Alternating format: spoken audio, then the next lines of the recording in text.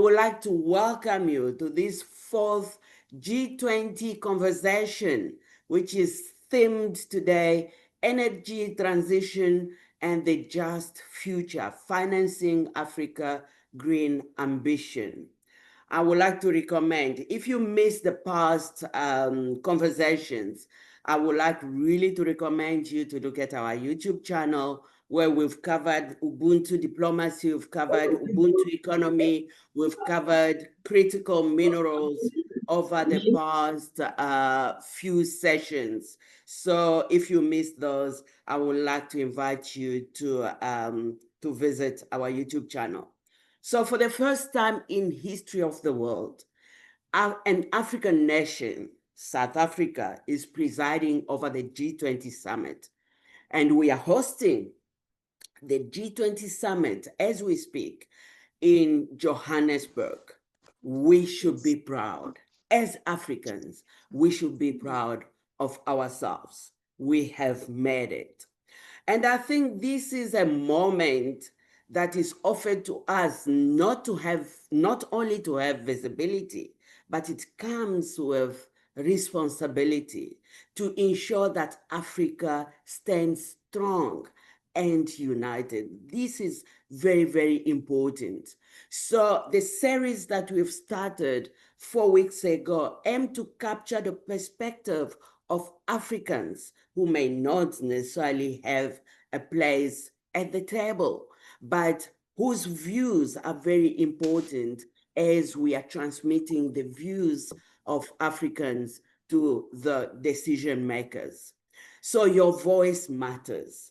All Africans, partners for development, your voice matters from around the world, from youth, from women to professionals. We are really pleased to hear from you. Your insights are being shared with policymakers, with governments, and developmental institutions. So with today's topic, we know that the world is undergoing an energy revolution. For many countries, it might mean just energy transition or energy rather reduction in emission for some countries. But for Africa, when we talk about this energy revolution, it means different things. It means lightening the homes. It means creating industries, transforming economies for some of us. And Africa, as we know, we contribute the least to the climate change, yet we suffer the most. And at the same time, we know that Africa represents or holds over 40% of the world's critical minerals, which we discussed last week. And these are required for electric vehicles, solar technologies, and green economy. This creates then a fundamental question that will Africa remain or be the backbones of the global green transition, or it will remain the victim of the global or the green colonialism. So as we can see as well, at this time where we need to discuss where those, especially the countries responsible for the climate change, should be leading the conversations on the global justice, we can see that the US under President Trump has chosen not to attend the G20 and even requesting the Africa's rightful place at the table. But I think this should reinforce our views. It should reinforce why actually Africa should stand firm and united and unapologetic in defending our seat on the G20. So before we can introduce the speakers of today, I would just like to introduce a 1-minute video on LWA, or Leading Women of Africa, and why our vision and mission actually align with that of the G20. So let's watch this 1-minute video.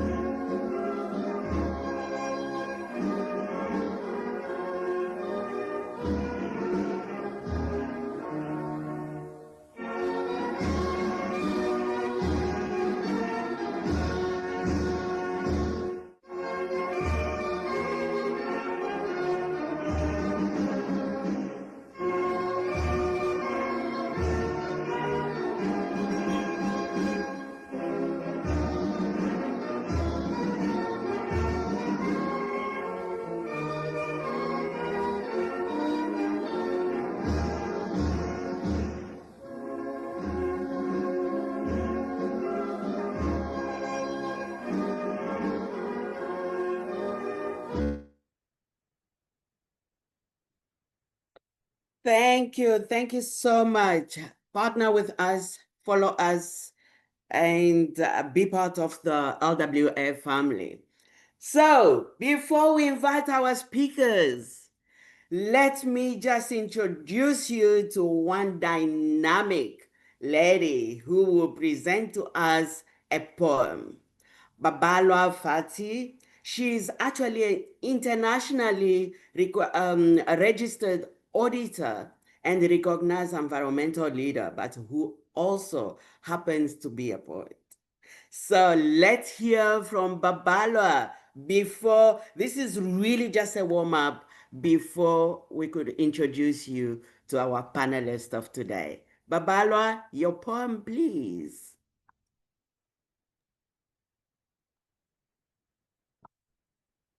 Ndiyabulela mphathi nkqubo, khani ndiboleke nindlebe kaloku zingqondi bongqondo ngqondo, handizingazikhali nazikrweqe oko ndiguqe ngamadolo, ndicela iindlebe zenu ezibukhali.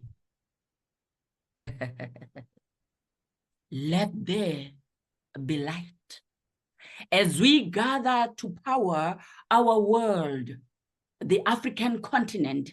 At the forefront it shall be. In the sovereign light and wisdom our actions should. In clarity we shall tread, as transition we behold. Across the horizon transformed we shall emerge as just and equal people of our beloved mother, our Africa, in all her dazzling light, whose warmth shall power up the world in renewed hope.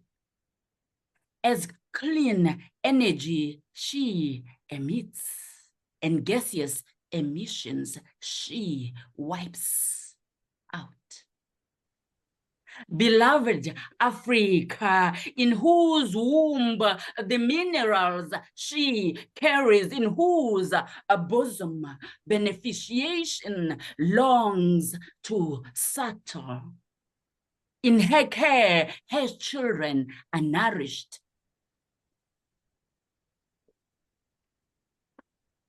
Where her warriors beard poverty, trample over inequality, with disdain slain the giant of injustice.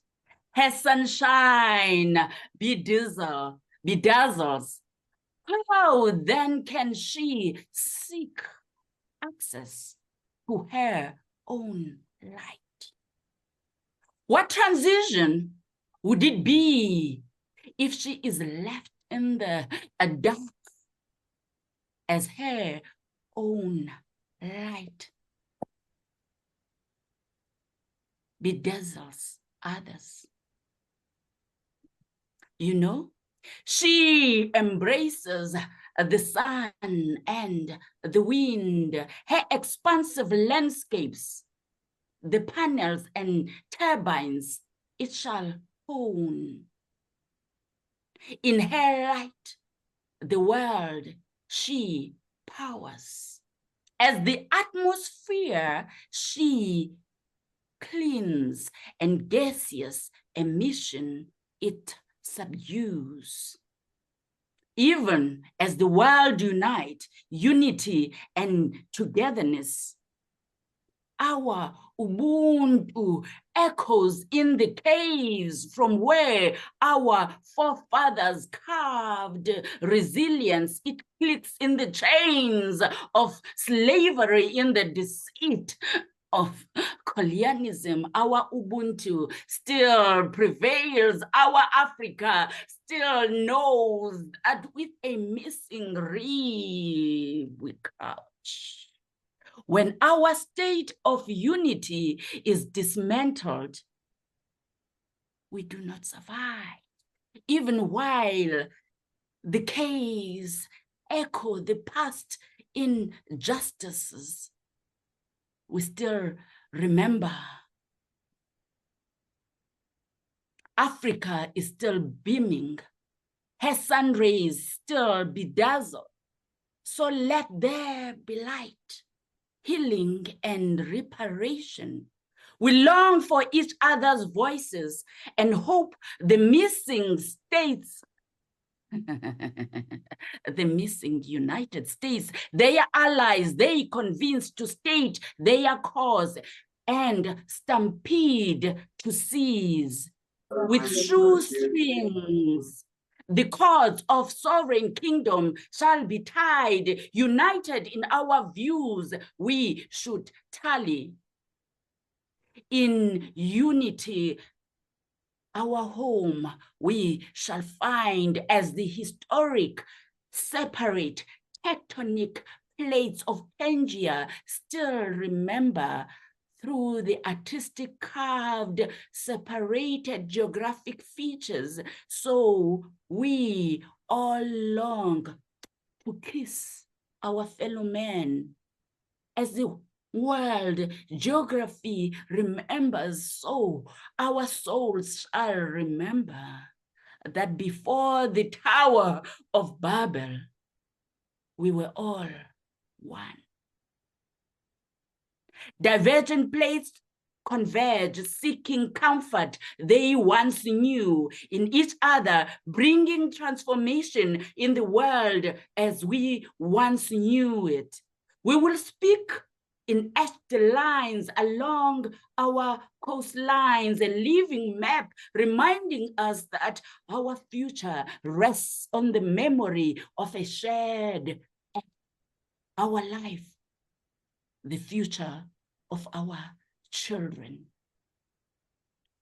But who will bear the cost of this transition? Who will thrive?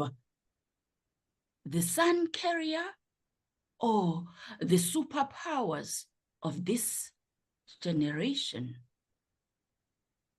Whose conditions shall be upheld? The one who lands dictates the rules, but the sun says, beam, Africa, in your sovereignty, for you carry the sun and the wind. Dependency you shall dismantle. Prudent stewardship. For this, we pray.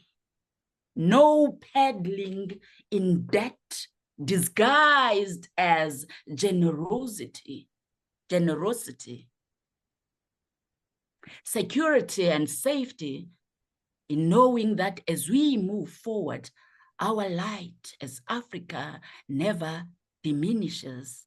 Our hope never escapes us. And in solidarity, we lean.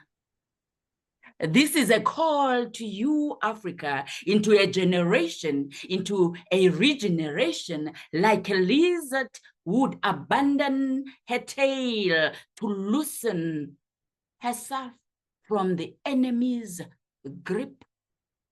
So shall you too, Africa, break parts of who you are to decolonize and rebuild. You are on a regeneration path en route to restoration and reparation. Unity and solidarity are your companions, leading you into a place of just transition. Yeah, yeah, oh, yeah, yeah, oh, hey. Thank you. Thank you. Thank you so much. I'm sure this really, you brought light. Light, and let the light Let there be be. light. And light it is. Thank you so much. It's now my greatest honor to introduce you, our panelists today. So what we will do, we will introduce the panelists, then they will be speaking one by one, then the floor. Don't worry, you will have your chance as they will be speaking. Put your comment, your thoughts, your contribution on the chat. I will start by introducing, so I will introduce them first, then I will invite them to start speaking. Let me introduce Thandi Jikelo. She is a geophysicist with a broad experience in mining and energy sectors. She currently serves as a lead geotechnical and women in technology at Mozweli Nuclear Engineering. We will also hear from Jan Roberts, an internationally certified leadership coach. This consultant and keynote speaker who has trained and spoken worldwide. We will also hear from Sindisiwe Mutuma, a strategic communication specialist, entrepreneur and founder of Leash, a wellness storytelling brand, passionate about solutions that balance economic growth, sustainability, and social impact across Africa.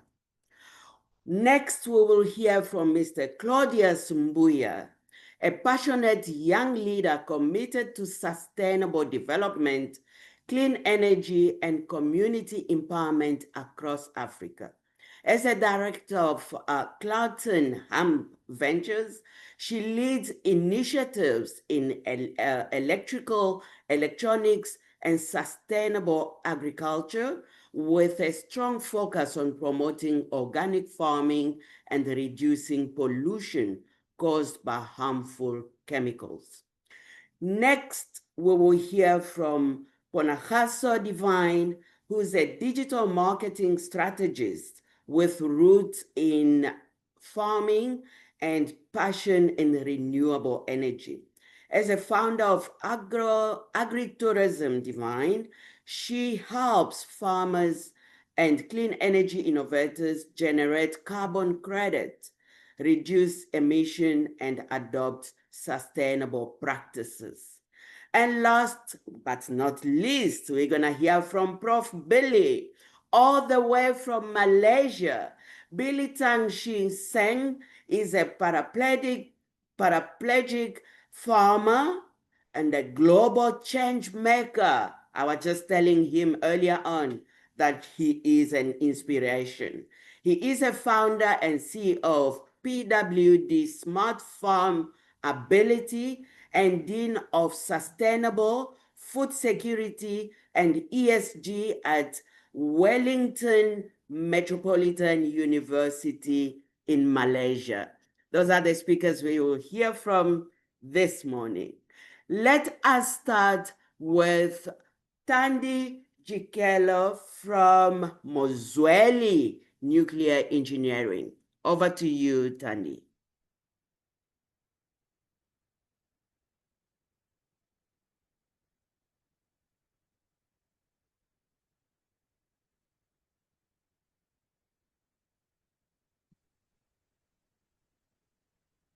Good morning, Madeline. Am I on the floor?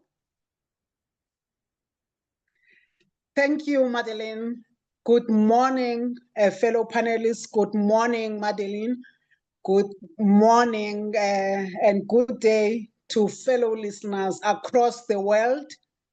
It's such an honor to be here at the LWA seminar held alongside the G20 Summit held in South Africa, Johannesburg. My presentation today will be around African sovereignty, and this with respect to energy, infrastructure, and financing. Africa is at a very critical stage of development, especially when we talk about the world being very much short on energy. Energy security is an issue across the world. This is what we would like to address as a nation, as a continent, as the world. However, it's very important for anything that we do in terms of addressing this, that it is sustainable and in line with the Sustainable Development Goals that the United Nations have defined. When we speak about African sovereignty with respect to infrastructure development and energy development, and also how we structure financings for African projects, it is important to talk about private-public partnerships, because those are the vehicles which lead development in any nation. It is important for energy developments in Africa to be held in an equitable way through public-private partnerships. Because when you do that, you are not only addressing the energy insecurity, but you are also addressing other aspects of a nation that are very critical to its development. Clean energy is very important for sustainability, for mitigation of climate change, and other areas of the economy. If we are not addressing and using clean energy sources to develop our economies, we are really doing disservice to our nations. Africa and in South Africa, we speak about energy mix, which includes renewables, it includes fossil fuels, it includes nuclear energy and other forms of energy. I will speak more about nuclear energy because that's my area. However, it is important as a nation for development to be sustainable that we observe and use clean energy sources. Africa, for instance, is endowed and well placed to use renewable energies, nuclear energy, and sustainable energy sources. We've got experts in the continent. We've got experts in nuclear, we've experts in advanced technologies, renewable technologies. Africa and South Africa in particular has a well operational plant, nuclear plant in Cape Town. led by South African experts. These technologies need to be developed further so that we ensure that the continent is at the forefront of climate change mitigation. We cannot do all these things if we are not using all the resources that we have available. That speaks of one of SDGs, gender-sensitive programs, which will then address the economies of the world. We need to observe and challenge our youth to be involved in these development programs so that all energy programs are very much sustainable. It takes in excess of 10 years for a human resource to be regarded as an expert in the nuclear energy industry. At this point in time, we are lagging behind the curve in terms of youth development and youth involvement, particularly in nuclear energy areas. Mainly because there is a generation gap of education and information and knowledge transfer to our youth, mainly because nuclear energy has been a very specialist area.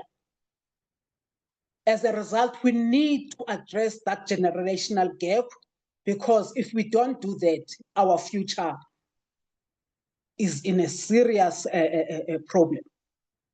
Mozweli Nuclear Engineering is charging the lead of application and promotion of nuclear energy in the continent, with programs in South Africa, Mozambique, and other parts of the continent. It's leading the charge to empower our youth and women in this very important industry in the world. And when we do that, we need to adopt very innovative skills development strategies to ensure that our future is sustainable and our future is going to be in capable hands with a well-educated and expertise in our youth. Our women cannot lag behind.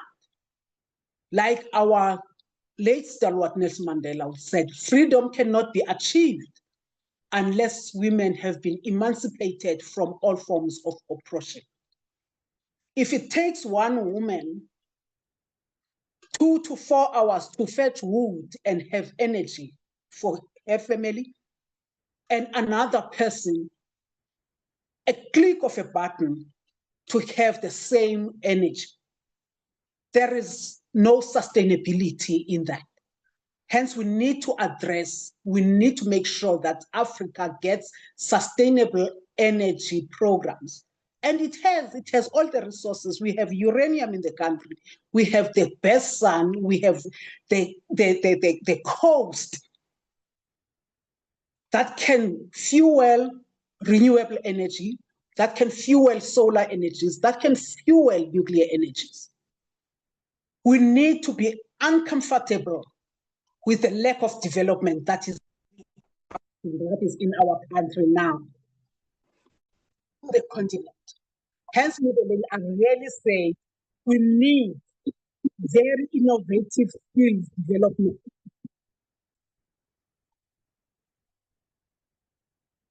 Very innovative skills development strategies to make sure that our continent is leading the charge of clean energy strategies. We need innovative skills development. Warfare. It's a war, the lack of skills in the energy sector in the continent. I think I will leave at that, and Madeleine, and thank you very much for the platform. Thank you so much, Tandi. I think I love what you said, that Africa need to be uncomfortable with the lack of development, because we do have all the resources And we shouldn't be in a place where we are.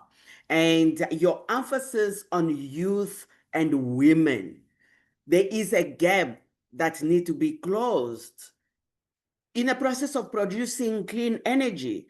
I mean, the youth have, they have all the power and they have the strong, and all they need is just skills. And you mentioned that Mozweli has that capability to close that gap. So thank you so much. I think we will need to continue to engage on how we can really promote the nuclear energy. I think it's kind of new. Maybe people might have questions. What is it? I think it's not bomb. We're not making any bomb, but it's actually a clean energy. I'm sure with time, we will need to clarify that. So thank you so much. And you mentioned about the expertise. The expertise is there around the continent. It is there. So we shouldn't be in a place where we are. We need to be uncomfortable with the lack of development in Africa. So thank you so much, Mozweli, for that contribution. We're gonna now move to Mr. Ian Roberts. Ian, let's hear from you on what you have prepared for us around the energy. Yes, and thank you, Madeleine, and also thank you for Dr. Caroline for inviting me to this again. And as Madeleine already knows, I can't talk. Sometimes shutting up is an issue, but and I speak my truth as well. But I also want to thank our LOANI CEO, Lord Simon MacDonald, for being present today. It's an honor to have him here too, and all the other dignitaries we have in our midst. But I will leave any comments about the energy, because it's about clean energy, and I mean I am of a different mind that yes, nuclear power. In fact, nuclear power has been on the go for decades. It's not that new, but I mean we've chosen to ignore it for its because we are scared of nuclear, scared of radiation, all those kind of things, because of the lack of knowledge and education. That's why I really appreciate what was just mentioned. About the clean energy.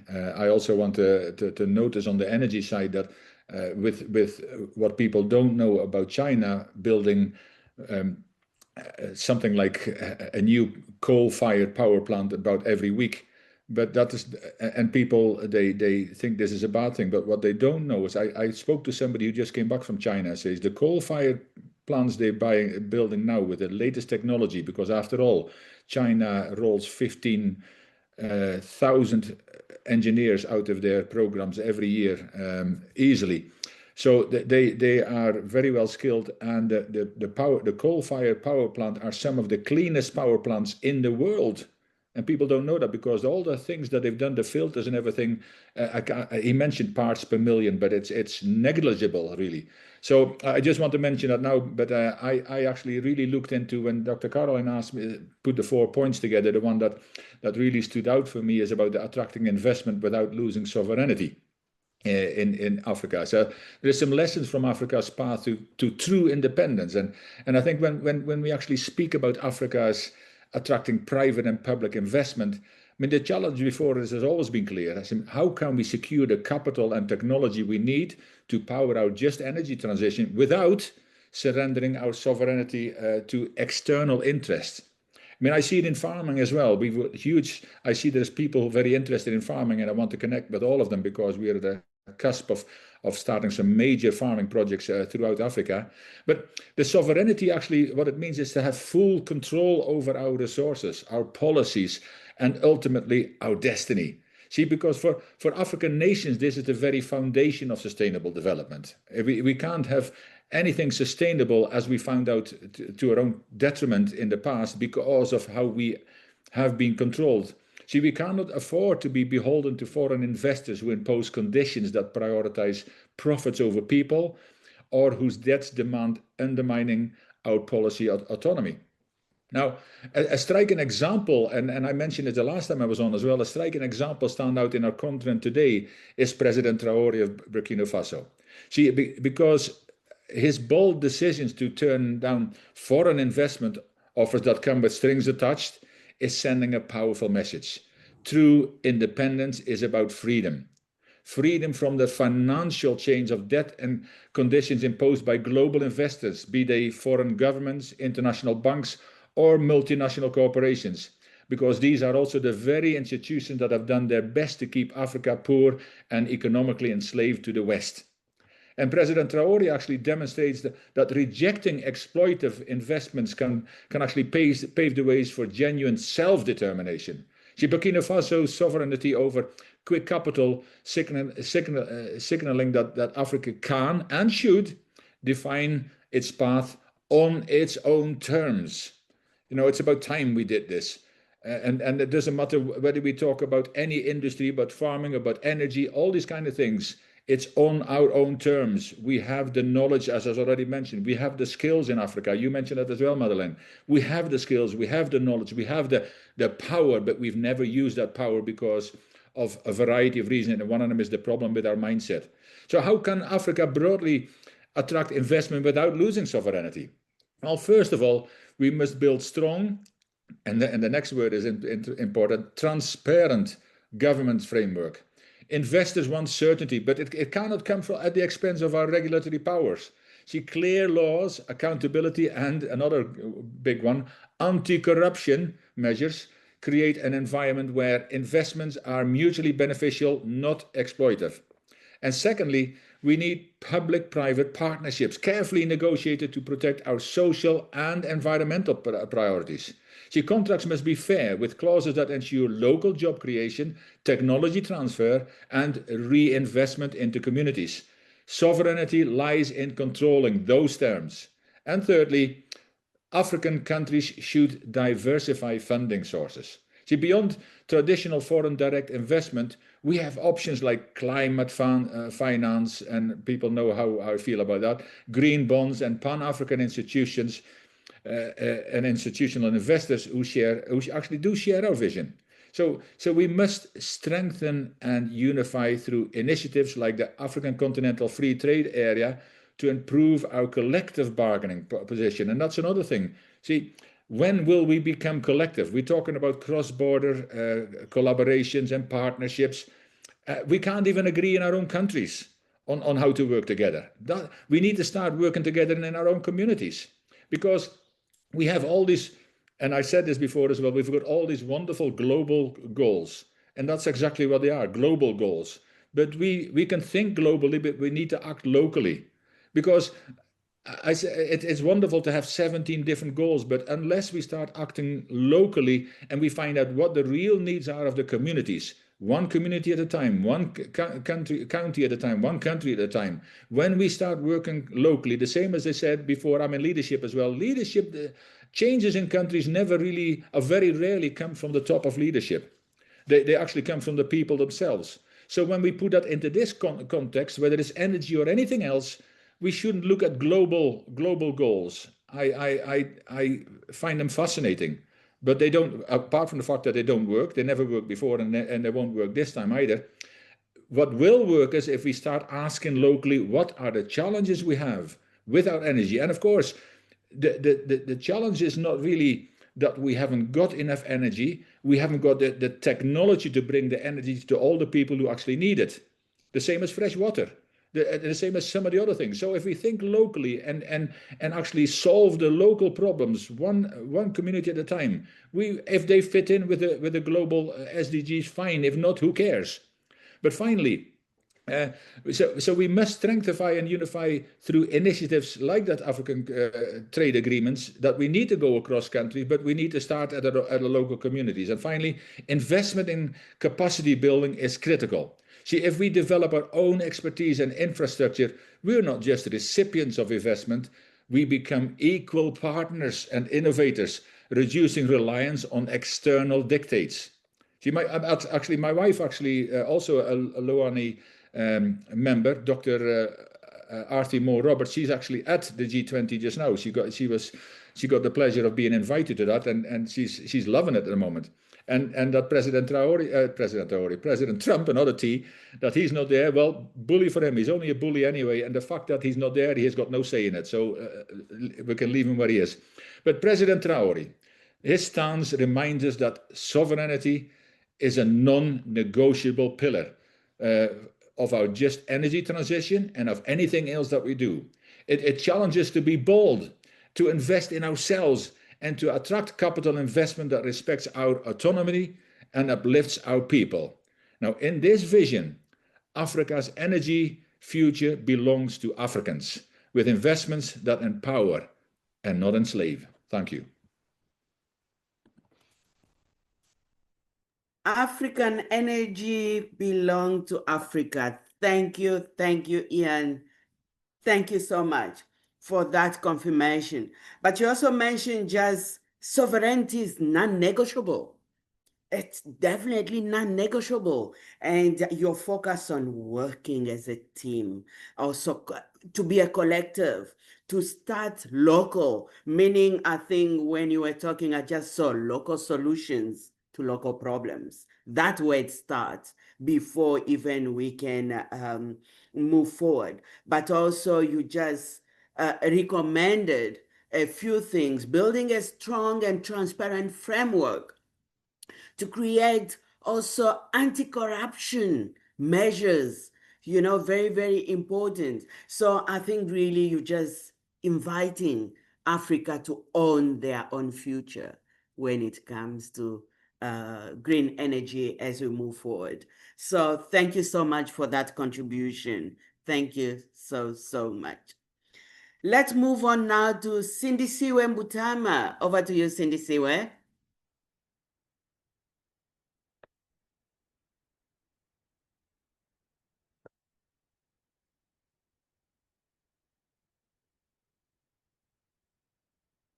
I think you are muted. You are muted. Hi, Medley. Morning, everyone. I think it's an honor, first of all, to join this conversation. And of course, it's the advancements of not just transition for Africa, but for our continent. I think it's such an important discussion. It's not just a transition. It's not a simple shift, I guess, from fuel fossils, rather, to renewables. It is a return of organizing society that aligns with who we are as a continent and who we've always been. Long before colonization, African civilization, particularly the Bantu-speaking world across Central and Eastern Southern Africa, lived through a philosophy we now call Ubuntu, a belief that a person is a person through other people, and that humanity is only complete when the community and the land flourishes together. The world view, of course, shaped governance, justice, wealth distribution, and environmental stewardship. But leaders were custodians, not rulers. Land was held in the trust, not owned for private profit. Justice was restorative and not punitive. And the environment was not a resource to be exploited, but a living relative, part of the community.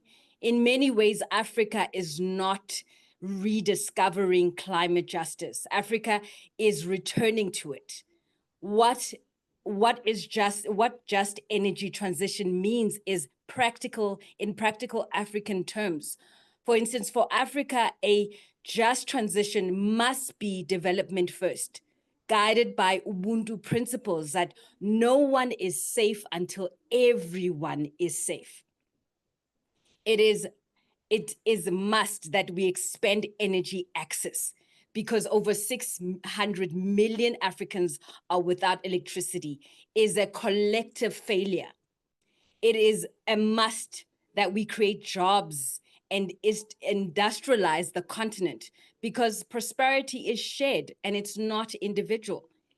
It must ensure affordability, because an energy system that increases the cost of living violates communal well-being. It must include energy diversity, from renewable to natural gas as a transition fuel, supported by strong grids, storage, local beneficiation of Africa's sacred or critical minerals. In pre-colonial Africa, systems were designed for long-term balance, not just short-term extraction. Our transition must reflect the same principles. Secondly, attracting investment without compromising sovereignty. Africa welcomes global finance, but we reject models that recreate colonial patterns of dependency, of debt, of mineral extraction.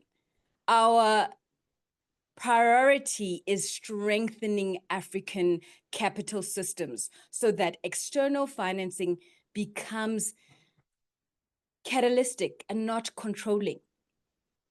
This includes transparent regulatory systems rooted in good governance. It includes technology transfer and local manufacturing. It includes regional climate funds and African financial instruments. Beneficiation of minerals inside Africa instead of exporting raw ore. Stopping illicit financial flows that steal billions from our continent.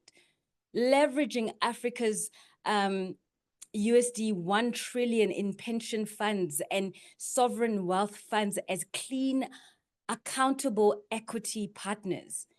And critically, local equity partnership must benefit communities directly, not corrupt state systems.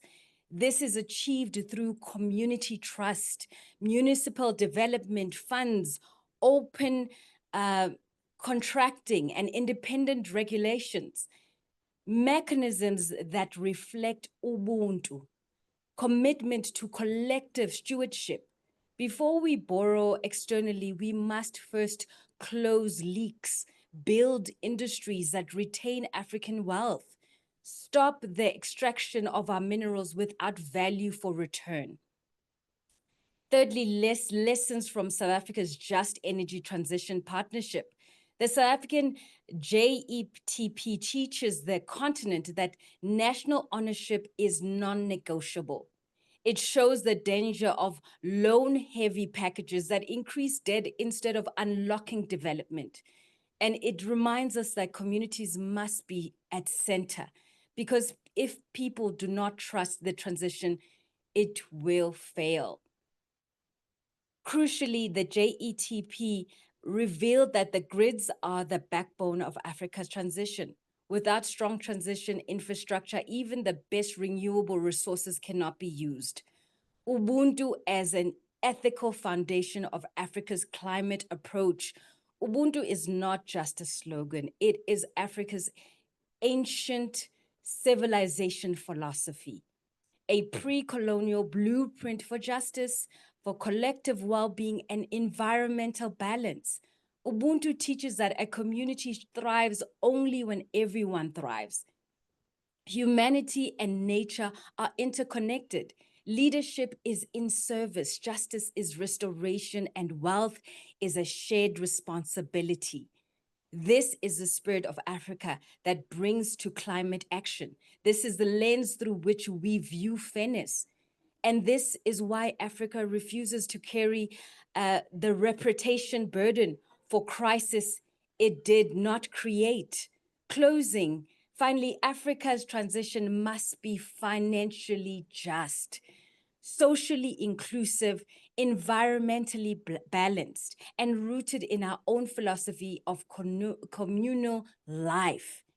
By combining Ubuntu with modern innovation and by building African capital, not just borrowing it, we can create a transition that is sovereign, that is ethical, and truly and deeply African. Thank you so much.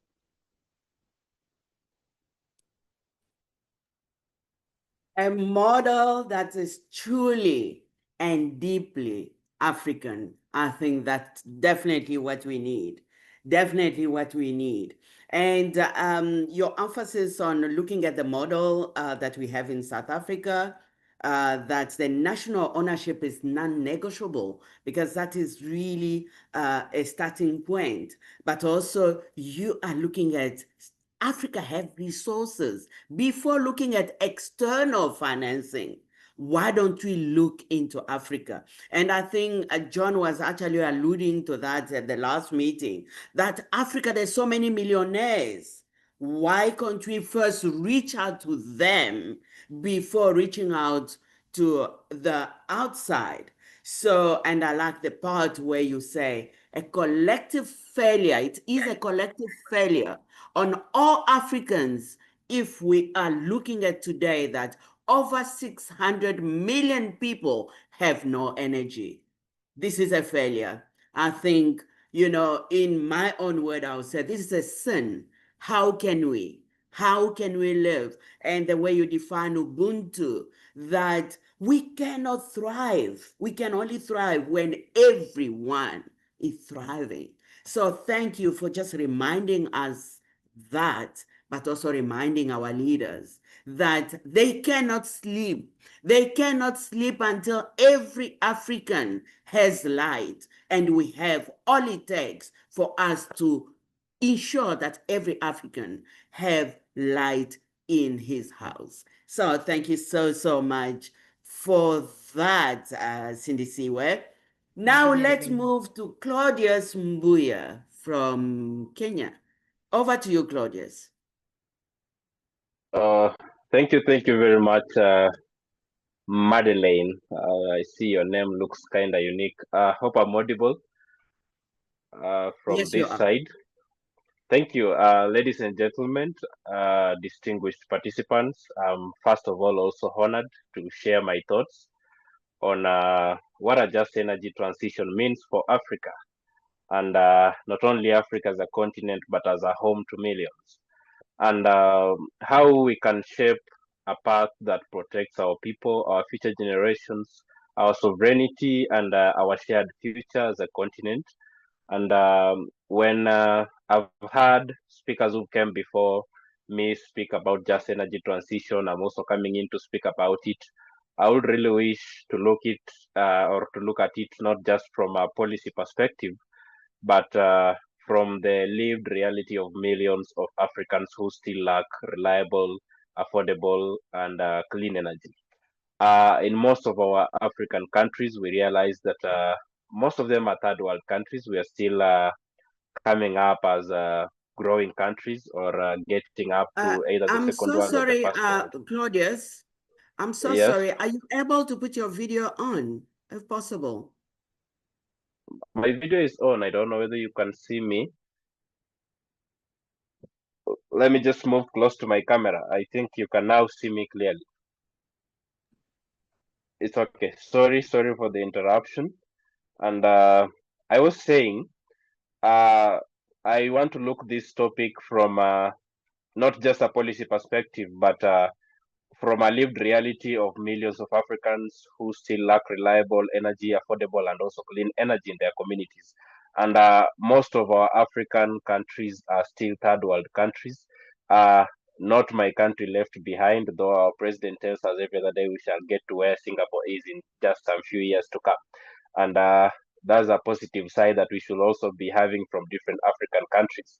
And for me, just transition simply means that Africa moves towards renewable energy, whereby I've been into a number of African countries, and I can attest that some of our African brothers and sisters are still using firewood and charcoal to cook, which charcoal is a threat to the climate change and our ozone layers through the carbon it provides. Also, firewood is a threat to our forests and our tree coverage. So once we move to renewable energy, we do not live any community behind. As I'm saying, we are supposed to be moving towards renewable energy as a continent, not as a nation, but as a collective responsibility of a continent, and that's the African continent. And this also means that the shift to cleaner technologies must create jobs for our young persons. Speaking as a youth, as an executive director to a youth-led youth, women, and children-focused organization, probably joblessness has been a very big menace to not only my country, Kenya, but majority of the African countries. And that means when we're talking about moving towards a just transition, we have to transit in all spheres of life, not only on energy, but also in agriculture, on climate justice and climate action, and also creating jobs for our young generations, which are graduating every other day. So once we come up with the job opportunities for young persons or for young people, this will support our industries that are going to produce the clean and renewable energies that we are seeking to have. And we will also open new opportunities for innovation and manufacturing right here in our continent without going to seek for greener pastures abroad, whereby we are having our graduates here in Africa, but then they go out to other countries to work as professionals or as experts. We can also utilize the knowledge base and also the technical know-how back at home here in Africa. So this one also guides our principles and our sovereignty, as my colleague talked.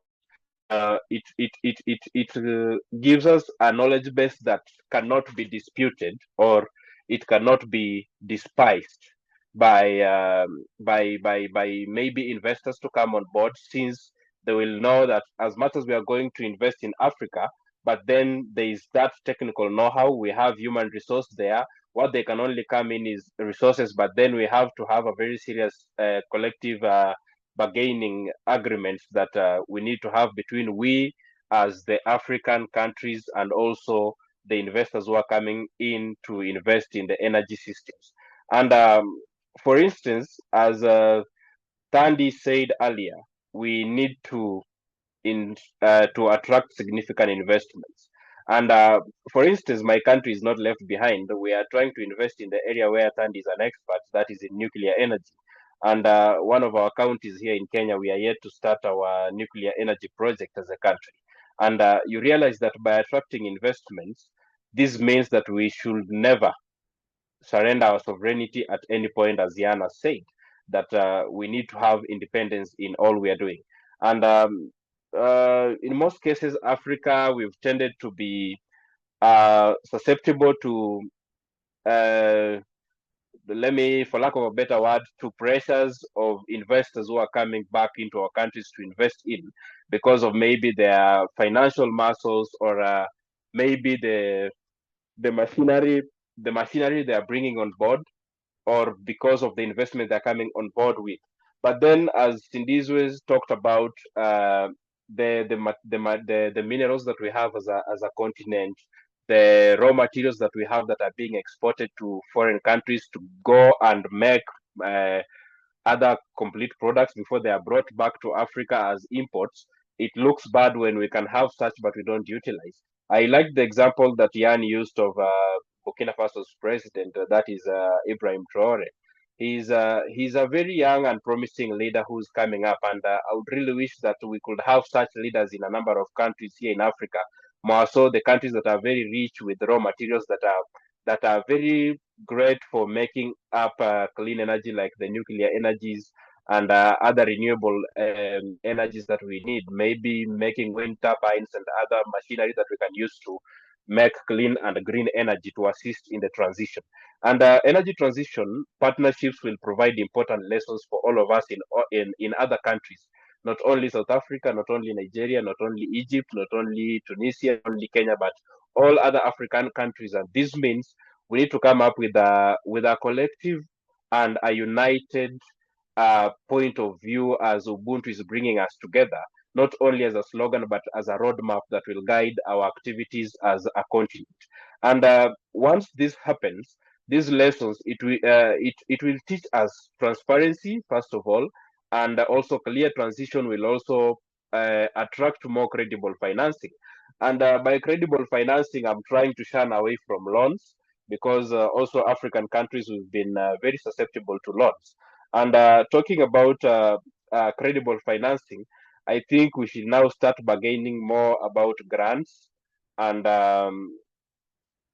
also fewer expensive loans. If we can have equities from investors, then that can be better for our African continents than, our African countries, than going in for loans that, again, after investment, then the profits have to pay the loans.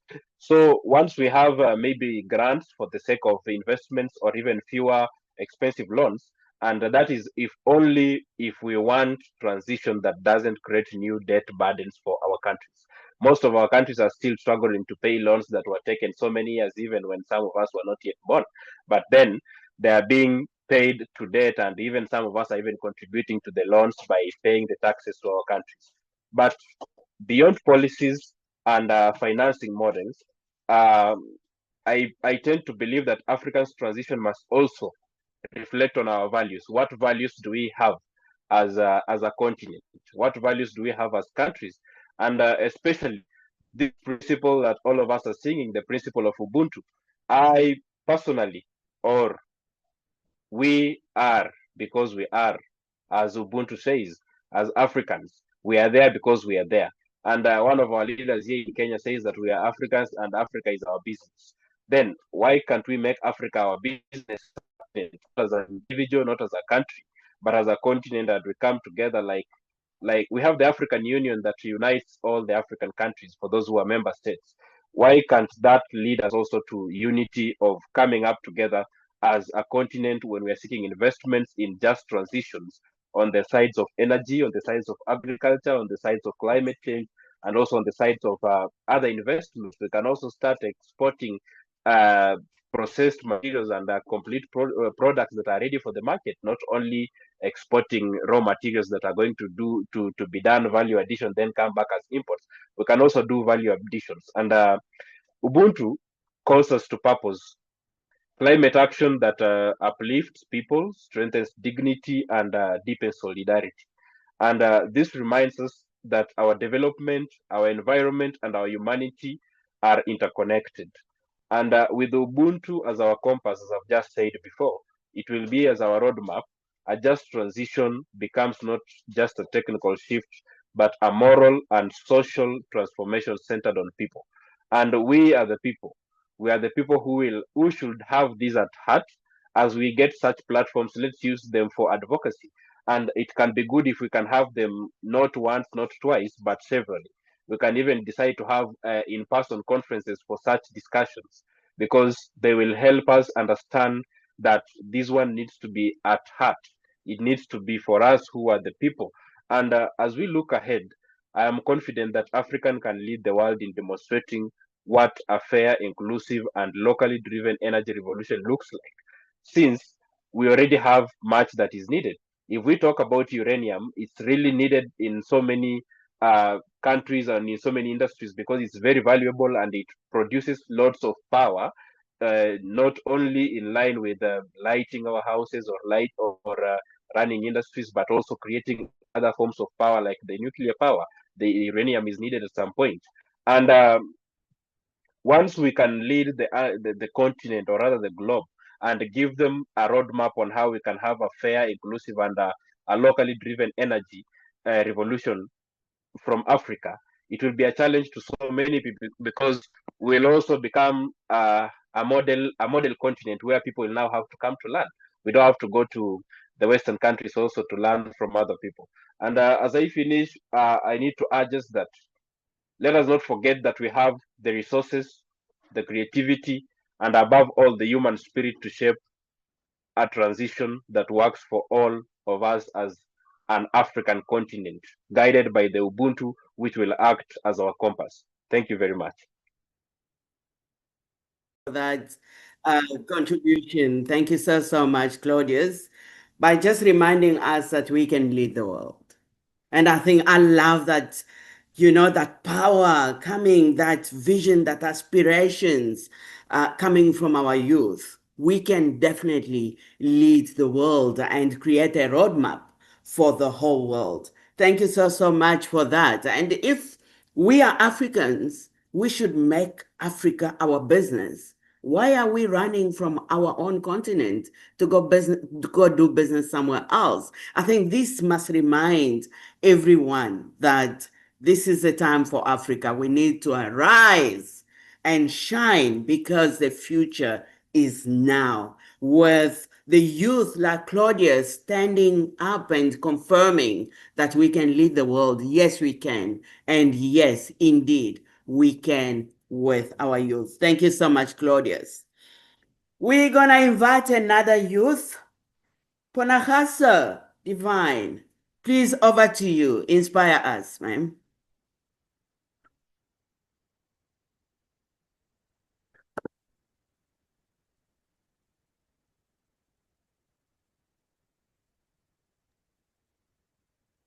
I think you are muted. Oh, yes, I was muted. Sorry about that. Thank you very much for inviting me today and to share my insights or my information from where I come from in terms of carbon credits. I am a young startup in a SaaS environment. I have a platform which I am currently developing in the carbon credits. And today I'll be just talking about how does Ubuntu inform a just and equitable approach to climate action, and also a just energy transition. What does it mean for Africa in practical terms?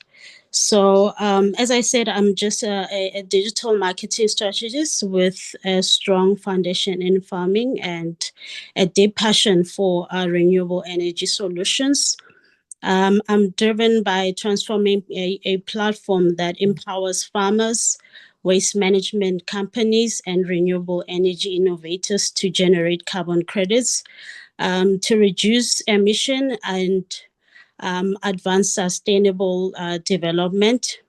And my experience is spent from agriculture and research and clean energy. So, in terms of the discussion, deeply shaping the future of my work as a renewable energy advocate, a digital strategy. And I believe that Africa stands at a critical turning point where climate vulnerability meets extraordinary opportunities, and where energy poverty meets one of the world's richest endorsements and of renewable energy potential. Conversation around just energy transitions are no longer academic or theoretical. For Africans, they are deeply practical, urgent, and tied directly to community survival, economic dignity, and self-determination. As someone working at the intersection of agriculture, carbon finance, and waste to energy innovation, and community-centered sustainability, this discussion do not feel distant. They shape my everyday work, inform how I design carbon credit solution for farmers, especially in the underserved communities. They shape my everyday work, inform how I design waste management companies, and influence how I support renewable energy adopting through my platform that I have created. And understanding what a just energy transition means for Africa and how to achieve it without compromising sovereignty has become essential to my mission. I work with farmers, small agribusinesses, and waste management companies and rural communities who are eager to embrace sustainability practices, but often lack access to technology, knowledge, finance, and global markets. In my experience, Africa's energy transition must be defined not by international actors, but by Africans themselves, especially the communities at the forefront of climate impacts. This perspectives guides how my platform helps producers measure and monetize carbon reduction, enabling them to actively practice in the new green economy. In practical terms, a just energy transition for Africa must begin with people, particularly those historical excluded from economic growth. For Africa, justice means that over 600 million Africans still lack reliable electricity, and for them, the transition is not simply about moving from coal to solar. It is about securing energy for the first time in history. In my work, I see how energy poverty limits agricultural production, cold storage, irrigation, digital access, and opportunities for youth. All right. And a just transition must deliver decentralized renewable system for rural communities, affordable clean energy solutions for farmers, and waste to energy projects that creates circular economies, reliable power that unlock economic participants in our economy. For example, through my research and partnership with renewable developers, I've seen how small biogas units can transform both waste management and energy access to rural farmers. So this dual benefits is crucial for justice. A transition must not destroy livelihoods. It must create new ones. Many African economies rely on extractive industries, yet renewable energy presents massive opportunities. All right. Especially massive opportunity in terms of clean tech entrepreneurs, carbon credits projects, and also waste recycling and conversion specialists. My companies focus on helping farmers and waste management carbon credits, like I said, and we help them to monetize carbon sequesters or emission reducing, given communities and new financial pathways. This is justice in action, rewarding people for protecting the environment rather than pushing them for poverty. Ownership is key. Too often, Africans adopt solution designs elsewhere, finances elsewhere, and government elsewhere as well. So many loans that were given to us, but no grants to actually develop these structures for South Africans or for Africa as a whole. So this is why I emphasize digital literacy and carbon market training. Communities cannot participate meaningfully if they lack understanding of their own value. There is one of the most important issues shaping the future of my work. Africa needs investment, both private and public, to build the renewable infrastructure, to scale green projects and develop carbon markets. But the continent must avoid falling into new forms of dependency. Based on my experience in research, carbon finance, and community engagement, Africa can strike this balance through several strategies. Investment must operate within through rules of prioritizing local ownership, transparent benefit sharing, protection from resources extraction, community participation in decision making. Okay.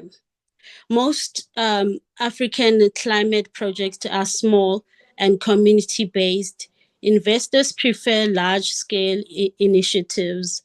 Through my work, I've learned the importance of aggregation, whereby I bundle all the small farmers into a single regenerative agricultural carbon programs and grouping multiple waste to energy pilots into one investment case, and also combining community energy resources like solar installation under a united government system, so that they can be able to be eligible to earn the carbon credits going forward.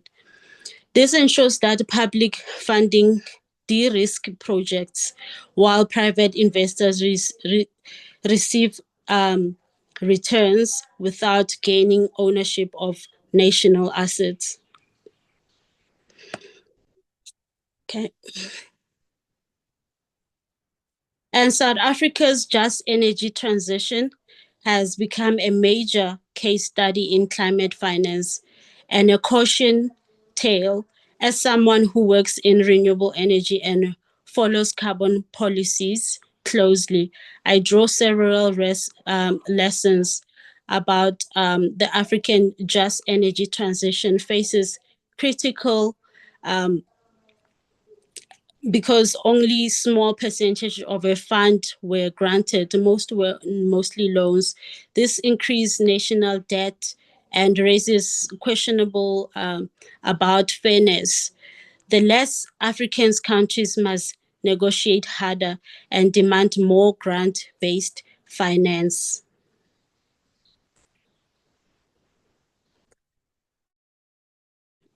Regions like Mpumalanga, where I am from, they feared job losses. A transition that does not address local livelihood is not a just.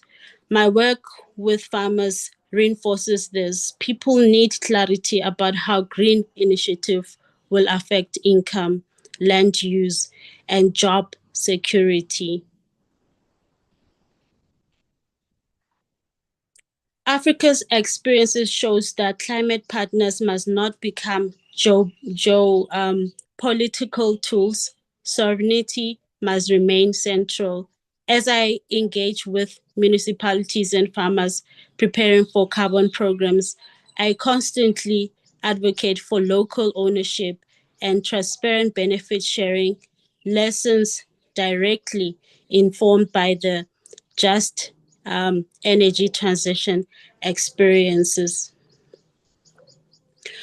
And Ubuntu, which means I am because we are, captures the essence of Africa's climate justice.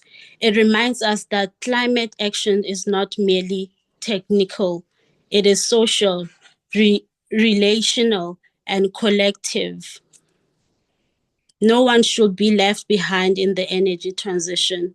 Women, youth, farmers, informal workers, and vulnerable groups must benefit, not be displaced. Ubuntu reinforces the idea that carbon emission, waste management, and land stewards are communal duties. This philosophy shapes my approach to carbon credit training, helping farmers understand their collective action strengthen the entire ecosystem. Ubuntu encourages partnership, transparency, and co-creation. This spirit drives the collective model of my company, where farmers, waste management, and renewable energy learn from each other rather than working in isolation. My expertise in agriculture and digital transformation position me in the heart of Africa's transition story. These discussions profoundly shape how I design solutions, engage with communities, and understand the future of green development.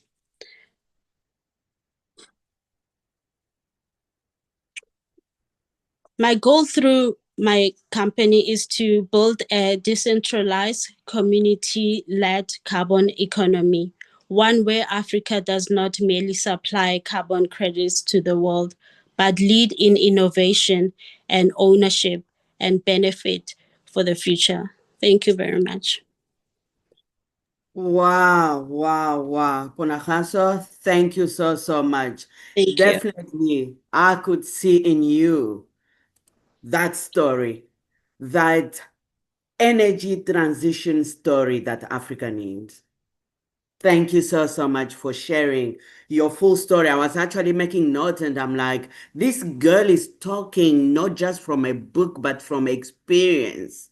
You are talking, you are basically sharing your journey on how you're growing with this journey of carbon credit training, which I believe we need to actually connect and see how we can empower Africans on how to actually convert the carbon credit. I think it's needed for those who have expertise in the field. I think definitely we need to continue the conversation about what you are doing. You are really speaking from experience. So thank you so, so much. I think, there's just so much that you have shared with us that it's actually food for thought, on how we take. And coming from a young girl, definitely you need to empower so many girls on the continent. The conversation will continue. Thank you so, so much. So, ladies and gentlemen, just hold your breath. We're going to now hear from Professor Billy Tang Chin Seng from Malaysia, all the way from Malaysia. You will be inspired by his story. Over to you, Prof. Billy. Okay, I have unmute. Can you hear me? Yes, we can. Yeah, thank you so much. Good day to everyone and fellow panelists and Madeline, Dr. Caroline, and Dr. Marietta. I'm humbled by given this opportunity to be on this platform. So I will take it on an approach on the bottom up now.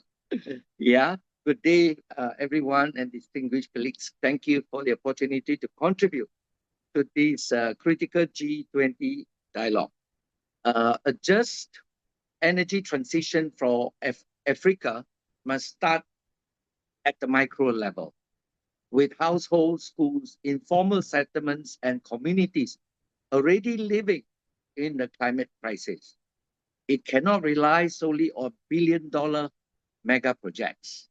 So from our Malaysian work at PWD Smart Farmability, we have seen that low energy, nature-based, community-owned system can truly transform vulnerable communities immediately.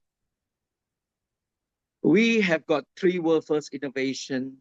We created this Eco Hope Box terrarium where we did a soil microbiology during the pandemic, and we have fed more than 7,000 families regeneratively without fertilizer. And I like the poem in the beginning because it brings us that we are custodian of the planet. Today, as a human race, we're the only species on this planet annihilating each other. We have not seen the animal kingdom does it. So we come from the earth, we come from the soil, we are going back. And what makes us think that we put chemical into where we are created from, we can get back our health. So agriculture is no longer about farming, but it's about feeding for health. So micronutrient deficiency in a food chain is not a subject talked about as well. So we created another innovation combining soil and soilers into one system. And we call it the Soilution aquaponic system that run on sunlight, regenerating soil, produce food every 10 to 14 days, and it only costs USD 500 per household. And it is regenerative at the longest box producing 2 kilograms per household of vegetables nutrient dense. This is carbon farming. We sequester 2.75 kilogram of carbon, and individually we are transforming the marginalized people to be the food and health of the community. So we have got 42 autism spectrum schools are already farming for their local procurement because they leave school at the age of 19 and there's no job for them. So what we do is that we have a plant-based protein now, we have a fish-based protein, and we downstream the tilapia, freshwater fish into real protein in the form of ice cream and cookies. Yes, you're eating fish ice cream, you're eating fish cookies, whereby we are ending stunted children, malnutrition children, and children could not access to protein, and protein is for sustainable living. How to make it accessible to all economic background. As nutrition should not be a luxury, it should be a human right. And we have made it accessible through our innovation, and we have won the Cell Innovation Award Paris in 2016, bested among 24 countries, 250 exhibitors, and we are now ready to license our innovation to drive engine growth of countries, especially Africa. Your staple food is tilapia, and your smallholders are good farming. I hope this will excite you. With every scoop of ice cream, with every bag of biscuit, we are helping small farmers. So if anything happens, having another lockdown, we already decentralized our system, and we have got food, we have got protein, empowering the bottom of society who are exclusion to become inclusion. Yeah, these models keeps sovereignty in the hands of women, youth, and persons with disabilities, while building skills, food security, and climate resilience. So as Africa leads the G20 under the spirit of Ubuntu, I am, because we are, the transition must uplift people, not just emission statistic. A just future is possible when community own the solution. Not only the solution, we must treasure soil. So it is a privilege to join this G20 conversation at such a defining moment, when South Africa, for the first time in history, presides over the world most influential economic forum, and when the world is asking a critical question. Can Africa power its future without surrendering its sovereignty?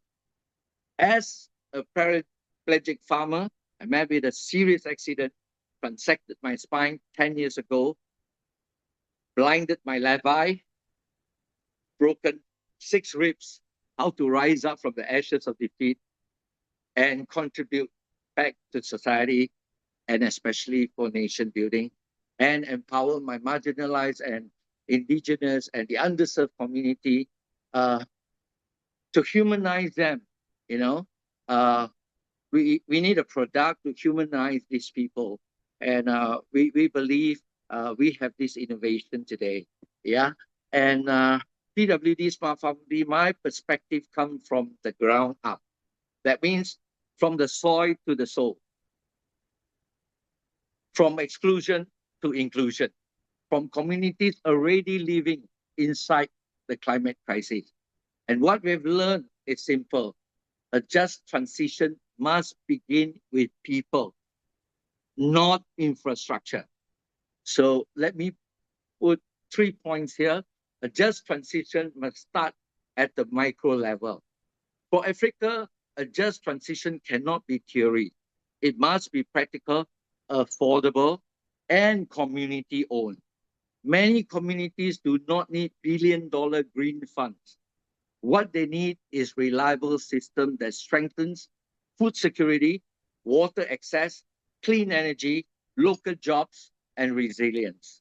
This is why our disability-led Malaysian model focuses on low energy, nature-based solutions such as our eco-hope box terrariums, solution zero waste aquaponic systems, and our planting media on all these growing towers are our proprietary soil.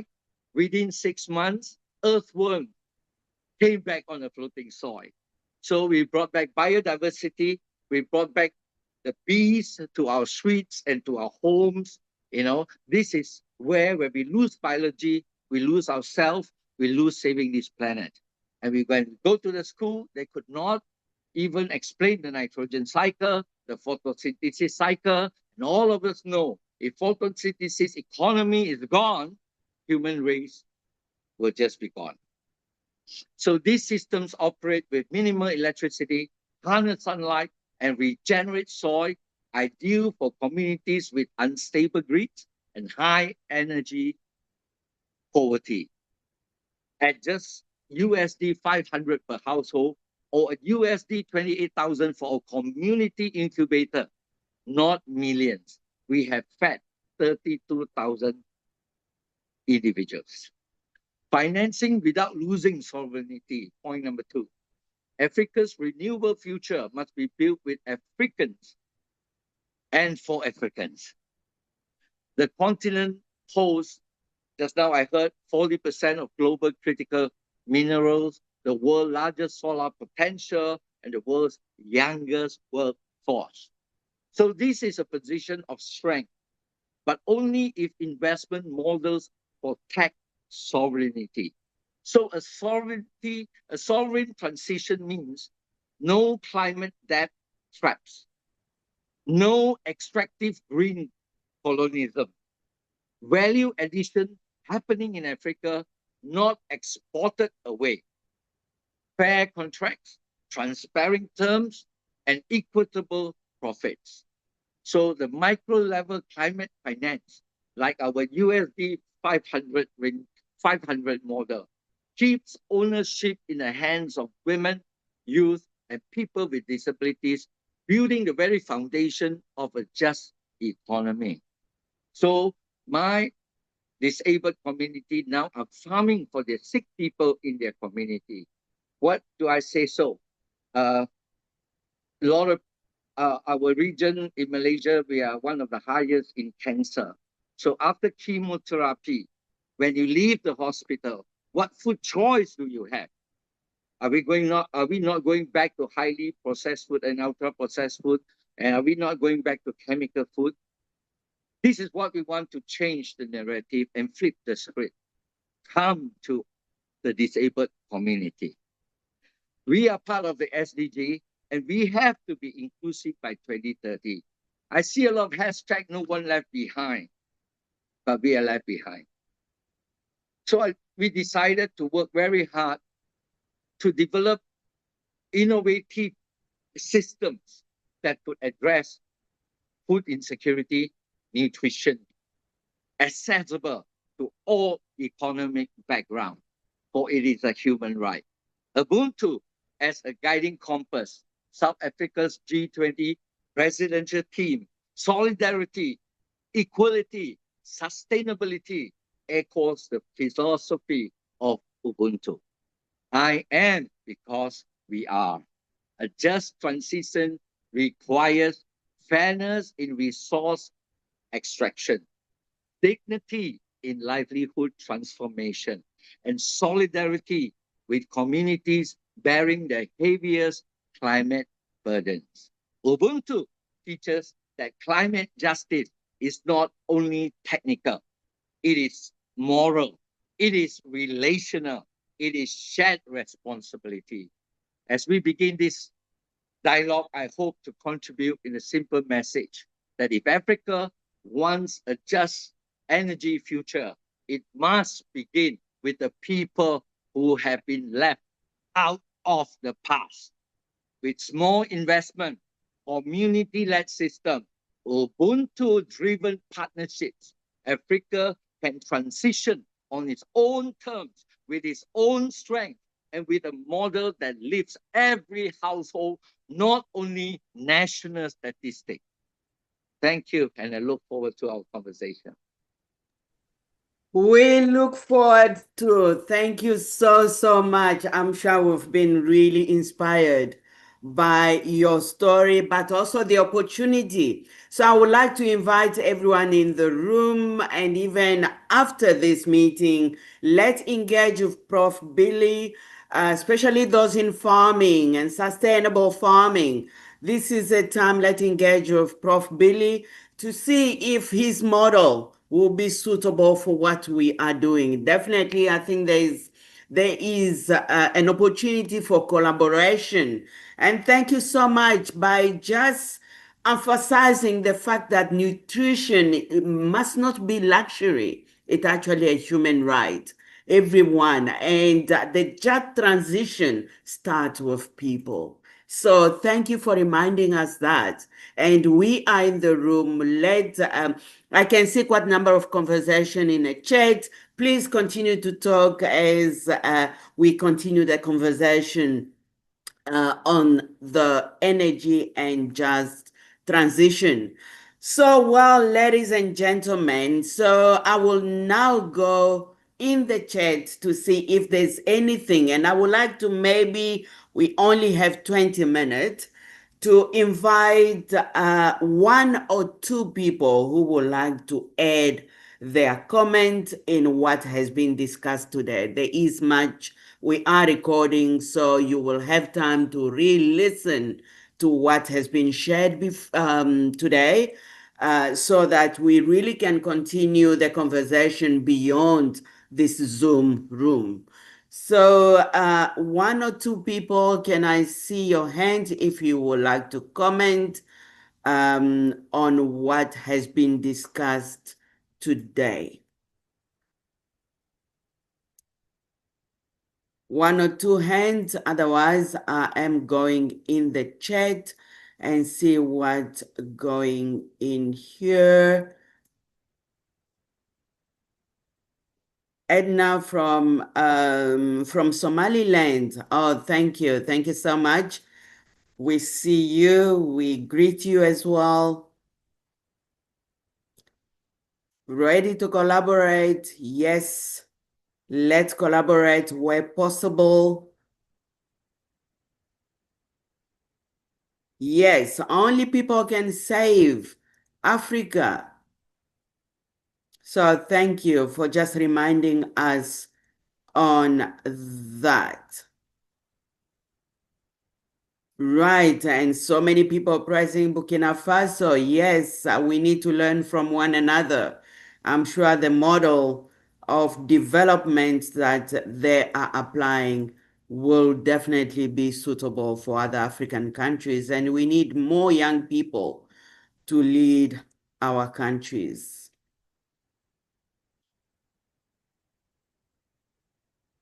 All right.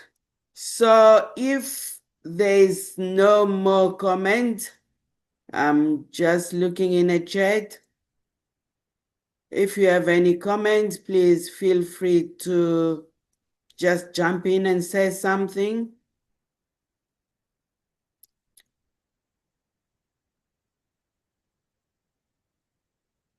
Yes, we do need to clean up our planet.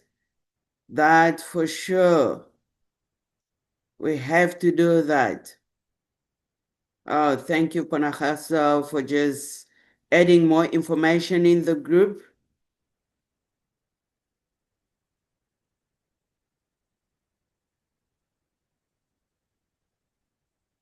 All right, so if there is no more comment, I would like to say thank you. Just let me just make sure there's no hand. So, ladies and gentlemen, distinguished panelists and participants from Africa, from the world, from UK, we had from UK, from Malaysia. So thank you so much for your contribution to today's discussion. So I think the discussion today is just reminding us that we can develop Africa without losing our sovereignty. We can develop this continent with the resources that we do have on the continent. One can create jobs and drive industrialization and strengthen sovereignty with the resources that we have.